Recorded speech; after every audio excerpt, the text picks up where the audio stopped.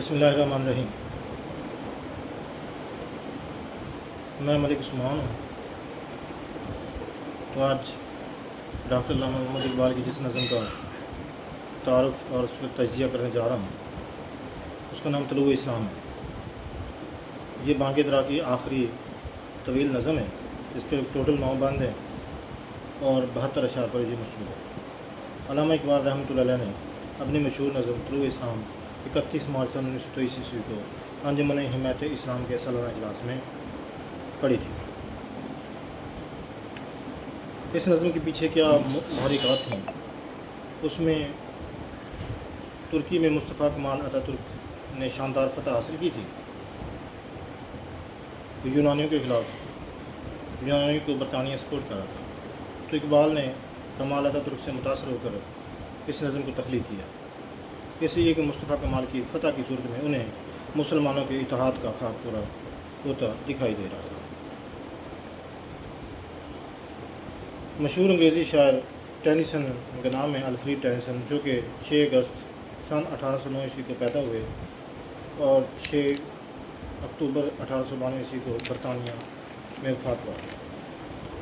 انہوں نے ایک جگہ لکھا کہ جس شاعری سے افراد کا دل مضبوط ہوتا ہو اور اس کی ہمتیں بلند ہوتی ہیں تو اس شاعری کو اعلیٰ درجے کی نیکیوں میں شمار کیا جانا چاہیے۔ اقبال نے اپنی فکر اور شاعری سے جو کام لیا ہے، اگر اس کو پیش نظر رکھا جائے تو بلا شبہ ان کی شاعری ٹینیسن کے اس قول پر پورا اترتی ہے اور اعمال حسنہ کے دائرے میں داخل ہو جاتی ہے۔ اسی طرح مولانا حالی کی ایک طویل نظم ہے مد و جزر اسلام، جو بعد میں مسدس حالی کے نام سے مشہور ہوئی۔ اس میں مولانا علی نے قومی احساس کو بیدار کرنے کی صحیح جمیل کی تھی، اپنی پوری کوشش کی تھی اور قومی شاعری کا باب ضرور کھول دیا تھا، لیکن ہماری شاعری میں آفاقی اور اجتماعی زندگی کا جو شعور اقبال نے پیدا کیا اور اس میں نئی وسعتیں پیدا کی، یہ اقبال ہی کو اس کا کریڈٹ جاتا ہے۔ 1905 عیسوی تک اقبال نے جو شاعری کی اسے انہوں نے اپنی شاعری کا دور اول قرار دیا۔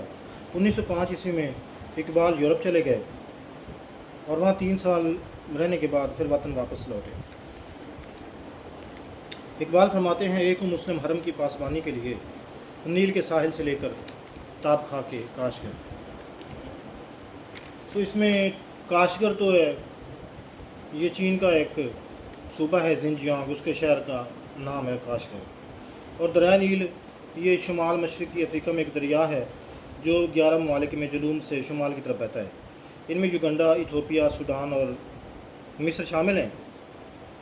بحیرہ روم کا جو سمندر ہے جسے میڈیٹرینین سی کہتے ہیں، اس میں دریائے نیل کا پانی چلا جاتا ہے، اس لیے اس کو افریقہ سے ایشیا تک اقبال نے سمجھانے کی کوشش کی ہے کہ میری ذمہ داری ہے، ایک مرد مومن کی ذمہ داری ہے۔ حرم سے مراد خانہ کعبہ ہے۔ اقبال جو ہیں بہت ہی متاثر ہوئے تھے جب 1922 عیسوی میں مصطفیٰ کمال پاشا اتا ترک نے، اس جنگ کا نام سکاریا جنگ کہتے ہیں کیونکہ یہ جو ترکی اور یونانیوں کے درمیان جنگ لڑی گئی، اسے جنگ سکاریا، دریائے سکاریا کے کنارے پر لڑی گئی، اسی لیے اسے جنگ سکاریا بھی کہتے ہیں۔ تو اس میں غیر ملکی جو قوتیں تھیں، یونانی اور انگریزوں کے خلاف فتح حاصل کی کمال اتا ترک نے، تو ترکوں کی غیرت مندی، عزم، حوصلے، ہمت، جرأت اور بہادری کا لوہا جو ہے کمال اتا ترک نے دنیا سے منوا لیا ہے۔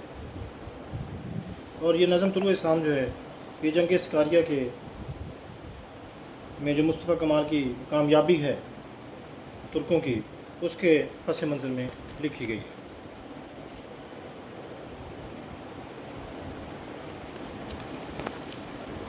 اور جہاں تک اس کے تجزیے کا تعلق ہے تو طلوع اسلام لکھنے سے قبل جو اقبال نے کوئی اس کی جو مارکۃ الاراء نظمیں ہیں، وہ 3 نظمیں مشہور ہیں: شمع، شاعر، خضر۔ اس میں ان نظموں میں انہوں نے مسلمانوں کی غفلت پر نوحہ خوانی اور مسلم ممالک کی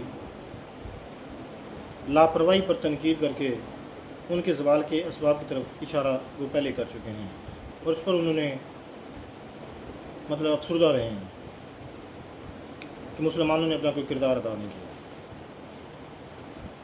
اقبال مرد مومن کو जो कि उन्होंने मौलाना जलालुद्दीन रूमी से मर्द मोमिन का कंसेप्ट लिया, लेकिन वो नत्शे से भी मुतासर थे। एक फ्रेडरिक नत्शे, जिसे नीचा भी कहते हैं, जर्मन फ़िलासफ़र थे, उन्होंने सुपरमैन का कंसेप्ट दिया था। तो इकबाल उसके बारे में कहते हैं कि उसका दिल मोमिन और दिमाग काफिर है।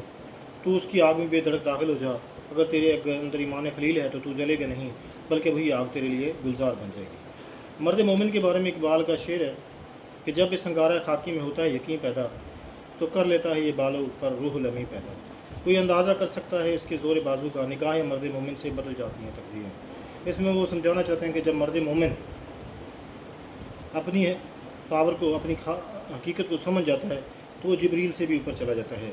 उसके बालों पर जो हैं जिब्रील की तरह वो आसमान की बुलंदियों की, वसअतों की उसकी कोई मंजिल नहीं होती, और उसकी कोई पावर का, ताकत का अंदाज़ा नहीं लगा सकता।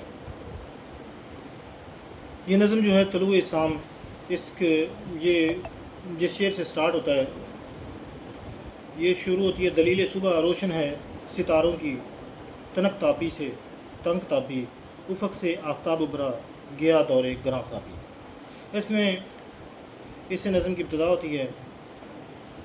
वो कहते हैं कि जो सितारों की टमटमाहट है, टमटमा रहे, इससे हो रहा है कि सितारों की रोशनी मध्यम पड़ रही है और अभी सुबह होने वाली है, सूरज तलू होगा।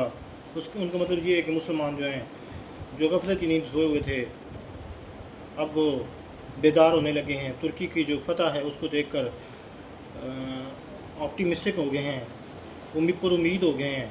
यहाँ उन्होंने आफ्ताब को बतौर तशबीह के इस्तेमाल किया है, सूरज को बतौर तशबीह इस्तेमाल किया है मुसलमानों की, तुर्कों की कामयाबी के। इसके अलावा वो एक और उनका शेर है, तो रह नूर दे शौक़ है मंजिल ना कर कबूल, लैला भी हम नशी हो तो महमल ना कर कबूल। ये गोयटे का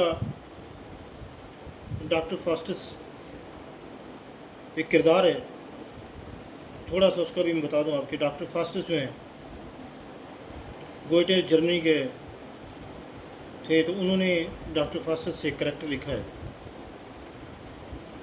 तो वो हर तरह का इल्म हासिल कर लेता है, लेकिन आखिर में उसका कोई उसे रिज़ल्ट नहीं निकलता, तो फिर वो शैतान से बार्गेन कर लेता है। शैतान से कहता है कि मुझे हर तरह की कामयाबी चाहिए और उसका रिज़ल्ट चाहिए। तो वो कहता है कि मुझे रूह दे दो, रूह बेच दो और तुम्हें हर तरह की कामयाबी मिल जाएगी, लेकिन शर्त यह है कि तुमने कहीं पे रुकना नहीं है। हर तरह की, जिस तरह की भी तुम्हें कामयाबी, कहीं पे तुमने, कोई तेरी मंजिल नहीं होनी चाहिए, स्टे नहीं होना चाहिए।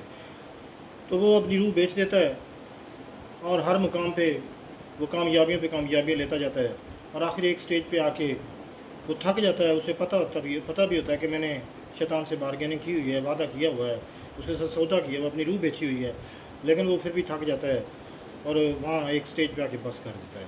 और फिर शैतान उसको जहन्नम में लेकर जा रहा होता है, लेकिन अल्लाह ताला फरमाते हैं कि इसको जन्नत में लेके आओ, क्योंकि इसका कॉन्शियसनेस इतना मजबूत था कि इसने, मतलब इसकी मंजिल बहुत बुलंद थी, इसकी सोच बहुत बुलंद थी। तो अल्लाह ताला फिर उसे जन्नत में ले जाने का हुक्म देते हैं।